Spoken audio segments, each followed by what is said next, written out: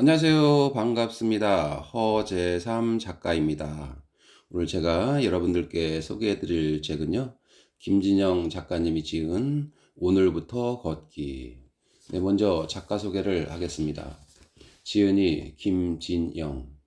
해운대 앞바다가 보이는 부산의 한 이비인후과 클리닉에서 원장으로 일하며 환자들에게 걷기의 중요성에 대해 알리고 있다. 4명의 자녀를 키우며 함께 걷고 책을 읽고 글을 쓰는 일이 생활화되었다. 코로나19로 모두가 힘들었던 시간, 첫째 딸과 함께 책 읽기 프로젝트를 결성하고 각자의 책을 준비해 딸아이가 먼저 2권의 책을 출판하였다. 유튜브와 SNS가 대세라지만 어려서부터 책 쓰기를 놀이처럼 해온 가족들과 함께 앞으로도 더 건강한 삶, 또 행복한 가족의 이야기를 담은 책을 많이 쓰고 싶다. 네, 목차를 한번 보겠습니다. 1장,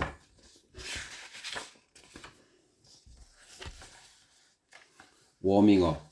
2장, 건강을 위한 걷기. 3장, 지금 바로 걷기. 4장, 스트레스가 사라지는 걷기. 5장, 숙면을 위한 걷기. 6장, 부자가 되기 위한 걷기. 7장, 가족을 위한 걷기. 8장, 삶을 풍요롭게 하는 걷기. 9장, 행복을 위한 걷기. 네, 그러면 들어가는 말을 한번 보겠습니다. 코로나 이후 더 건강하고 행복한 삶을 위해. 이비인후과 의사이자 아이넷을 키우는 다둥이 아빠인 나의 취미는 걷기와 책 읽기다. 다소 심심하게 들릴 수도 있겠지만 아이를 키우고 환자를 열심히 보려면 무엇보다 체력이 중요해서 아침 걷기와 식생활 관리를 꾸준히 해오고 있다. 한정된 시간 때문에 진료실에서는 환자와 많은 이야기를 나눌 수 없어 늘 안타까웠다. 이 책을 통해 진료실에서 하지 못했던 더 많은 이야기들을 더 많은 사람들과 나누고 싶었다. 단지 의학적인 지식뿐만 아니라 내가 직접 체험했던 걷기의 즐거움, 걷기를 통해 풍요로워진 삶에 대한 모든 이야기를 공유하고 싶다. 2020년은 코로나로 인해 건강의 중요성과 진정한 행복에 대해 많은 사람들이 다시금 고민하게 된 해였다. 흔하게 하는 말이지만 건강을 잃으면 모든 것을 잃는다. 단지 경제적 어려움뿐 아니라 심리적인 타격도 큰 것이 이러한 전염병의 특성이다. 육체의 건강뿐 아니라 정신을 건강하게 유지하는 삶이란 얼마나 풍요로운 것인지 다시 한번 깨닫게 되는 요즘이다. 최근 나를 찾아오는 환자들 중에는 불규칙한 식습관으로 인해 생기는 인후두 역류질환 환자들과 잠을 잘 이루지 못해서 고통스러워하는 환자들이 많다. 식생활 습관만 규칙적으로 바꾸면 곧바로 좋아질 환자들이다. 아무래도 현대인들은 먹는 양이 많은 것에 비해 운동량이 부족하다. 그런가 하면 체중을 줄일 때는 극단적인 절식을 선택한다. 대부분 장수한 사람들이 소식, 다동을 습관화한 것과는 대조적이다. 아침은 건너뛰고 밖에서 좋은 음식을 찾아다니며 건강 보조식품과 영양제에 기대는 경우도 흔하다. 나는 이러한 환자들에게 정말 필요한 게 무엇인지 늘 고민해왔다. 처방은 가까운 곳에 있었다. 건강한 삶을 위한 가장 쉬운 처방은 규칙적으로 먹고 많이 움직이고 밤에는 잘 자고 만병의 근원인 스트레스를 줄이는 것이다. 너무 당연한 이야기라서 기운이 빠졌다면 이러한 좋은 습관을 유지하기 위한 결론이 걷기라는 뻔한 이야기까지 해버리고 시작하려 한다. 그저 걷는 것이 어떻게 좋은 습관을 만들 수 있는지가 이 책의 주된 내용이다. 처음에 의사가 되었을 때 소위, 중이, 대이라는 말을 들었다. 소위는 자신에게 오는 환자들의 질병을 고치고 중이는 사람의 마음까지 고치고 대의는 국가나 사회를 고치는 의사라는 뜻이다. 진료실로 나를 찾아오는 환자들뿐 아니라 이 책을 통해 더 많은 사람들의 삶을 행복하고 편안하게 만들고 싶다. 이 책의 목표는 사람들을 규칙적으로 꾸준히 걷게 만드는 것이다. 걷고 싶은 마음은 있는데 실천하기 힘든 사람들에게 동기를 부여하고 건강과 다이어트를 위해 걷는 사람들에게 심리적인 면도 잘 보살피라고 도닥이고 싶다. 지구는 둥그니까 우리 모두 열심히 걸어서 몸과 마음의 건강을 챙기고 오래오래 행복하게 살았으면 좋겠다. 네, 그럼 본문으로 들어가 보겠습니다. 먹고 살기 위해 걷기, 죽지 않기 위해 걷기. 선사시대에 우리의 조상들은 먹고 살기 위해 걷고 또 걸었다. 수렵과 채집을 하던 시절, 남자들은 사냥을 하기 위해서 뛰고 걷고를 반복했을 것이다. 넓은 대지를 가로지르고 때로는 산을 오르기도 했을 것이다. 여자들은 열매와 뿌리를 줍기 위해 또 육아를 위해 걷고 또 걸었을 것이다. 하루 10,000보에서 20,000보 이상을 걸었다고 치면 한 보를 70cm라고 했을 때 7km에서 14km까지 정도를 걸었던 셈이다. 물론 먼 거리까지 사냥을 나가거나 동물들을 추적하다 보면 좋게 30km에서 40km를 걷는 날도 많았을 것이다. 먹는 양보다 운동량이 훨씬 더 많다 보니 그것이 사망의 원인이 되기도 했을 것이다. 우리 유전자에는 수만 년 동안 땅 위를 걸어온 기억이 있다. 그러나 과학기술의 발달과 산업혁명으로 걷는 유전자의 흔적이 사라지고 있다. 발달된 문명은 우리에게 편리함을 선사하지만 다른 한편으로는 우리를 게으르게 만든다. 과거에는 쉽게 걸어 다녔을 거리를 차나 지하철을 이용하고 걷기는 운동의 영역이 되어버렸다. 10,000보를 걸으면 돈을 주는 스마트폰 앱도 생겼다고 하니 사람들이 얼마나 걷지를 않으면 이러한 앱까지 생겨났을까. 선사시대에는 먹고 살기 위해 걸었다면 현대에는 죽지 않기 위해서 걷는다는 생각이 든다. 현대에는 대부분의 나라에서 먹을 음식이 남아돈다. 선사시대나 농경시대와는 달리 오히려 많이 먹어서 질병이 생기고 그 합병증으로 죽는 경우도 많다. 너무 극단적인 표현일 수도 있지만 현대인들은 못 먹어서가 아니라 너무 먹어서 죽어가는 것이다. 생활 속에서 걷기는 절대적으로 부족하다. 회사원의 하루 일과를 생각해보자. 출퇴근을 위해 자가용 있는 주차장까지 잠깐 걷거나 대중교통을 이용한다면 버스 정류장 혹은 지하철까지 걷는다. 직장에서는 화장실, 회의실, 탕비실을 이용하기 위해 잠깐씩 걷고 점심 식사를 위해 조금 더 걸을 것이다. 가정주부라면 아이들을 픽업하거나 집에서 청소를 하거나 장을 보러 가는 경우를 제외하고 따로 운동을 하지 않는다면 하루 3,000보 걷기도 힘들다. 10,000보를 걸으면 300kcal 정도의 열량이 소모된다.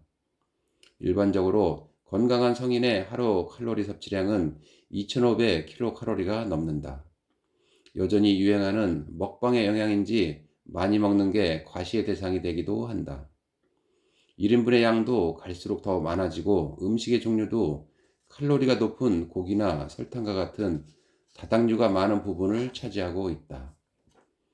먹는 양은 늘었는데 아이러니하게도 걷는 양은 줄어들고 있다. 언젠가 미국에 갔을 때 식당에서 나오는 1인분의 양이 우리나라의 2인분 정도인데 놀란 적이 있다.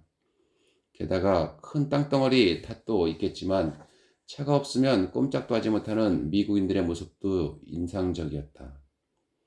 미국에서는 이미 비만이 심각한 사회 문제로 대두된 지 오래다.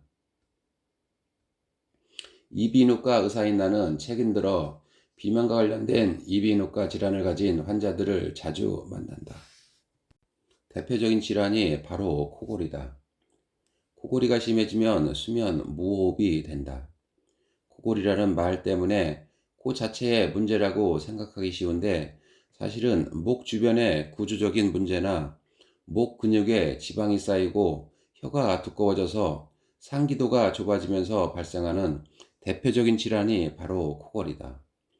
비만과 관련된 질환 중에 대사증후군이라는 말도 많이 들어보았을 것이다. 대사증후군은 심장질환 및 당뇨병, 뇌졸중과 같은 질병을 증가시키는 5가지 위험 요소들. 5가지 위험 요소들은 고혈압, 고혈당, 고중성 지방혈증, 낮은 고밀도 지단백, 콜레스테롤, 중심 비만을 말하며 이 중 3가지 이상을 가지고 있는 사람을 말한다. 물론 선천적으로 그러한 병이 있을 수도 있지만 대부분은 비만과 관련이 있다. 하루도 먹는 일을 거를 수는 없지만 운동은 안 하고도 살 수가 있다. 다이어트를 위해 먹는 양을 지나치게 줄이거나 격렬한 운동을 통해 체중 감량에 성공했다 해도 그것을 오래 유지하기란 쉽지 않다. 결국 음식을 매일 먹듯이 하루도 빠지지 않고 쉽게 할 수 있는 운동이 최선이다. 걷기에는 특별한 시간이나 공간이 필요 없다. 특별한 준비물도 비용도 들지 않는다. 좋은 운동이란 결국 습관이 될 수 있어야 하고 남녀노소 누구나 쉽게 할 수 있는 것이어야 한다. 아침형 인간이 이긴다. 아침형 인간은 누구에게나 있다. 다만 이용하지 않을 뿐이다. 아침을 잘 활용하면 하루가 행복해진다. 하루가 쌓이면 한 주, 한 달, 1년이 되고 한 걸음 한 걸음이 쌓이면 만보, 2만보가 된다. 그렇게 쌓인 하루하루가 인생이 된다. 나에게도 아침에 겨우 일어나서 씻고 밥도 못 먹고 집을 나서던 그런 시절이 있었다. 시간은 남녀노소, 경제적인 여유나 지위와 관계없이 누구에게나 공평하다. 특히 아침 시간은 더더욱 그렇다. 출퇴근 시간이 길고 짧은 건 중요하지 않다. 아침은 바쁜 현대인들에게 자기 개발을 할 수 있는 최적의 시간이다. 일하기도 바쁘고 잠도 부족한데 아침을 활용하여 자기 개발을 하라니 고개를 절레절레 하는 사람들이 대부분일 것이다. 과거에는 성공의 정의가 물질적 풍요와 높은 지위였으나 요즘은 거기에 더해 아무런 제약 없이 시간과 공간을 자유롭게 사용할 수 있어야 한다고 생각한다. 죽어라 공부하고 일을 하는 이유도 하루빨리 경제적으로 여유롭고 모든 제약에서 자유로운 인생 후반기를 맞고 싶어서가 아닐까. 타이탄의 도구들의 저자인 팀 페리스는 아침에 일기를 쓰라고 권한다. 아침에 글을 써보면 진취적이고 자신감 있는 글이 나온다. 어니스트 해밍웨이와 무라카미 하루키도 아침에 글을 쓴다. 요즘같이 잠이 부족하고 늘 가중한 업무에 시달리는 현대인들에게 더 일찍 아침을 열어보라고 권하는 건 쉽지 않다. 그러나 인류의 역사를 보면 우리는 해와 함께 생활을 해왔다. 해가 뜨면 일어나서 사냥이나 수렵, 채집을 하고 밤이 되면 잠을 잤다. 수만 년 동안 만들어진 생체 리듬은 우리 유전자 속에 깊이 새겨져 있다. 아침에 활동하고 밤에 쉬어야 하는 중요한 이유는 또 있다. 밤 10시부터 새벽 2시까지는 성장 호르몬이 나와 성장기의 아이들은 키가 크고 어른들은 손상된 세포들이 재생되는 중요한 시간이기 때문이다. 또한 새벽 3시에서 6시 사이에는 스트레스 호르몬인 코르티솔 호르몬이 가장 많이 분비되어서 아침에 일어나 공부의 효율이 좋다. 여기다가 우리의 기분을 좋게 하고 행복감을 느끼게 하는 세로토닌 호르몬은 아침에 햇볕을 쐬거나 규칙적인 리듬 운동으로 강화시킬 수 있다. 세로토닌을 만들려면 원료가 필요한데 운동을 하고 나서 아침 식사를 잘하는 것이 무엇보다 중요하다. 아침 공복에 운동을 하면 피하 지방이 태워져서 다이어트에 좋고 무엇보다 아침 식사가 꿀맛이다. 아침에 일어나기도 힘든데 일어나자마자 식사를 하기는 어렵다. 아침에 물을 한 잔 마시고 가볍게 걷기를 하면 몸 안의 모든 세포와 장기들이 깨어난다. 변비나 장 트러블로 어려움을 겪고 있는 사람들 대부분이 스트레스와 운동 부족 때문인 경우가 많은데, 장 운동을 촉진하려면 적당한 운동과 규칙적인 배변 습관이 중요하다. 아침에 일어나 운동을 하고 건강한 식사까지 곁들이면 자연스럽게 장 운동도 되고 배변 습관도 들어 하루의 컨디션을 최상으로 끌어올릴 수 있다. 게다가 각종 시험이나 면접은 주로 아침에 치러지지 않는가. 아무리 따져보아도 아침형 인간이 저녁형 인간을 이길 수밖에.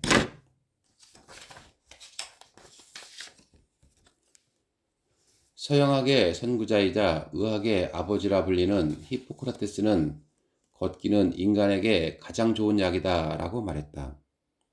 과거에도 걷기가 건강에 좋다는 것을 알고 있었던 셈이다. 최근 연구에 의하면 달리기와 같은 격렬한 운동보다 걷는 운동이 심혈관 질환을 줄이는데 더 효과적이라고 한다. 과거에는 그저 자연스러운 활동이었던 걷기가 현대에는 운동이 되었다. 그 정도로 일상생활에서 걷기가 줄어들었기 때문이다. 이번 장에서는 걷기가 막연히 좋다고 말하기보다 과학적인 근거를 들어 실제 걷기가 많은 질병의 치료나 예방에 어떻게 도움을 주는지 살펴보고자 한다. 삶의 질을 높이는 비타민 D 만들기. 요즘 사람들은 피부에 관심이 많다. 특히 여성들은 피부를 하얗게 만들기 위해 노력하고 기미나 점을 제거하기 위해 레이저 치료도 한다. 피부가 타는 것을 막으려고 양산을 쓰고 모자를 쓰고 거기에 마스크까지 쓴다. 햇빛, 특히 강한 자외선에 장시간 노출되면 피부가 그을리고 피부암의 위험성이 높아지는 것은 맞다. 하지만 적장량의 햇빛은 세로토닌을 생성시키고 비타민 D의 흡수를 돕는다. 비타민 D의 대표적인 역할은 혈중 칼슘과 인의 수준을 조절하는 것이다. 또 장에서 칼슘의 흡수를 도와 뼈의 성장을 돕고 암과 심혈관 질환 등을 예방하며 면역 질환 및 알레르기 질환, 전염성 질환 등에도 도움을 주는 매우 중요한 영양소이다. 게다가 현대인들의 가장 큰 고민인 만성 피로의 원인으로 비타민 D의 부족을 꼽기도 한다. 일반적으로 비타민 D는 식품, 비타민 D가 들어간 종합 비타민제, 모유 등을 통해 섭취하게 되며 피부가 태양광선에 노출될 때 피부에서 생성된다. 흐린 날에도 햇빛이 쨍쨍할 때보다는 덜하지만 밖에 나와 운동을 하면 비타민 D의 합성을 도울 수 있다. 결국 비타민 D의 생성은 야외에서의 운동과 적절한 음식 섭취가 중요하다. 비타민 D가 많이 들어있는 대표적인 음식으로는 달걀, 노른자, 생선, 간 등을 들 수 있다. 음식으로 흡수되는 양은 한계가 있으므로 햇빛 중에 자외선을 쐬는 것이 중요하다. 건강을 위해서는 어느 정도 햇볕을 쬐어서 구릿빛 피부를 유지하는 것도 좋다. 피부가 하얗게 변할수록 피부 노화와 피부암의 발생 가능성이 높아지고 비타민 합성도 어렵기 때문이다. 걷기가 위장에 좋은 점. 첫째, 복부 비만을 개선하고 체중 감량으로 복부 압력을 낮춘다. 둘째, 모든 병의 원인인 스트레스를 줄여준다. 셋째, 오랜 시간 앉거나 누우면 중력 반대 방향이어서 역류가 발생하는데 자연스럽게 위장관 운동이 되도록 돕는다. 넷째, 몸의 에너지 흡수를 촉진시킨다. 다섯째, 걷기도 일종의 명상이어서 부교감 신경을 항진시켜 소화를 돕는 호르몬 배출을 돕는다. 잠을 잘 자는 방법. 첫째, 아침 걷기 운동을 한다. 둘째, 일어나는 시간과 잠자는 시간을 규칙적으로 만든다. 셋째, 꼭 필요할 때만 낮잠을 잔다. 네, 저는 여기까지 읽어드리고요. 다음 시간에 또 새로운 책으로 여러분을 만나 뵙도록 하겠습니다. 여러분 이 책을 구입해서 한번 읽어보시고요. 꼭 건강을 찾으시기 바랍니다. 네, 저는 다음 시간에 뵙겠습니다. 감사합니다.